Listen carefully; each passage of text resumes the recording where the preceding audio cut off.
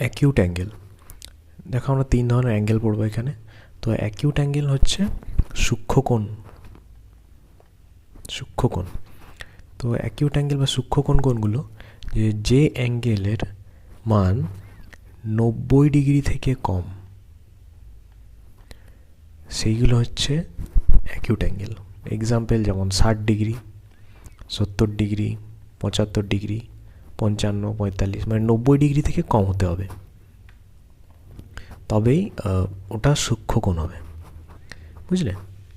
এবার right angle. তো right angle হচ্ছে 90 ডিগ্রিটাকে বলা হয় রাইট অ্যাঙ্গেল। এটা হচ্ছে সমকোণ। এবার হচ্ছে অবটিউজ অ্যাঙ্গেল হচ্ছে স্থূলকোণ। এটা সংজ্ঞা কি?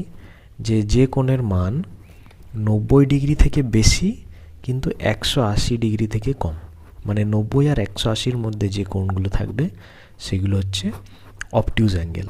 যেমন 91 ডিগ্রি, 100 ডিগ্রি, এইগুলো।